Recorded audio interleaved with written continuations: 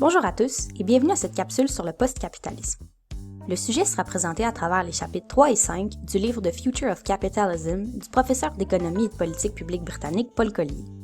Les deux chapitres qui seront spécifiquement présentés dans cette capsule s'inscrivent dans la deuxième partie du livre, soit la partie Restoring Ethics.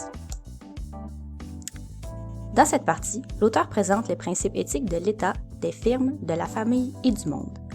Il présente aussi la manière dont ces principes se sont graduellement effacés ou installés dans chacune de ces sphères avec l'avènement du capitalisme, ainsi que certaines solutions aux dérèglements apportés par le capitalisme dans ces mêmes sphères. J'ai choisi de vous présenter les chapitres 3 et 5, soit les chapitres portant sur l'État et la famille éthique, puisque selon moi, les principes véhiculés dans le chapitre 3 trouvent une plus grande résonance avec les principes présentés dans le chapitre 5 que dans les chapitres 4 ou 6 par exemple. Dans les 2 décennies suivant la Deuxième Guerre mondiale, l'Occident est témoin de l'essor de la démocratie sociale, portée par les valeurs sociales et le nationalisme caractéristiques de cette période. Toutefois, au tournant des années 70, la demande pour une croissance économique constante entraîne une complexification drastique du système économique en général. Cette complexification crée un nouveau besoin pour une population plus éduquée et ayant les compétences pour gérer cette complexification économique. Cela dit, avant cette période, l'estime personnelle des individus est basée sur 4 facteurs, soit 1. La nation, 2. Les compétences, 3. Le facteur prioritaire sur lequel une personne bâtit son estime entre ces 2 facteurs, et 4. L'attachement à un groupe ayant choisi le même facteur pour baser sa confiance. De plus, le modèle familial de l'époque est basé sur un système de croyances construit autour du concept de la famille éthique. Selon ce concept, les parents ont une responsabilité envers les enfants et les grands-parents, et le père occupe une place centrale de chef de famille en plus de représenter la principale source de revenus. Selon ce modèle, l'estime provient de l'accomplissement d'obligations familiales envers ses proches. L'équilibre entre les 4 facteurs sur lesquels sont basés l'estime personnelle et le modèle de la famille éthique sont cependant chamboulés par l'arrivée d'une nouvelle classe sociale de personnes plus éduquées et plus riches qui basent maintenant leur estime sur leurs nouvelles compétences acquises durant leur éducation supérieure au détriment de la nation.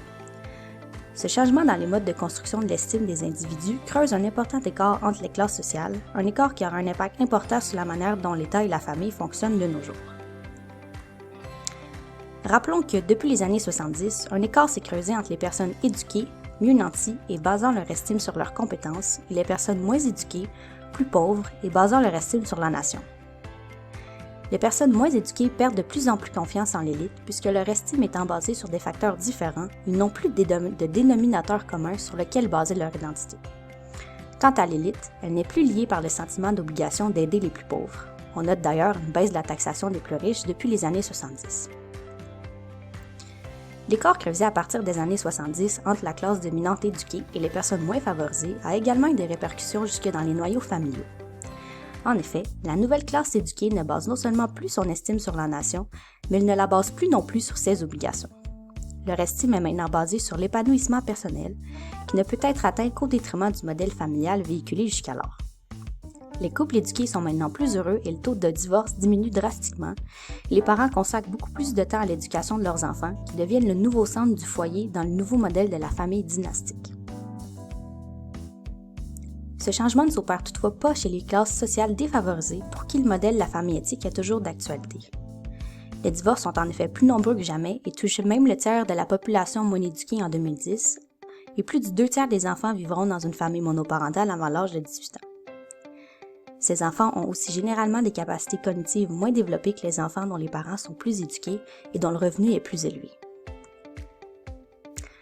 L'auteur donne, à la fin de chacun des chapitres, des solutions pour restaurer l'éthique de l'État et de la famille, le tout dans le but de créer une société plus éthique pour tous.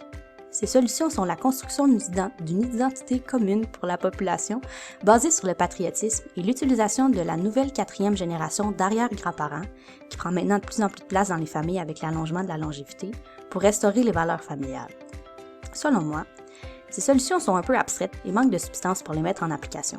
J'ai par contre beaucoup apprécié le chapitre 3 ce qui m'a permis de comprendre les facteurs historiques ayant permis l'élection de Donald Trump en 2016 notamment. Bref, je vous recommande fortement la lecture de ce livre, ou du moins du chapitre 3. Merci et bonne session à tous!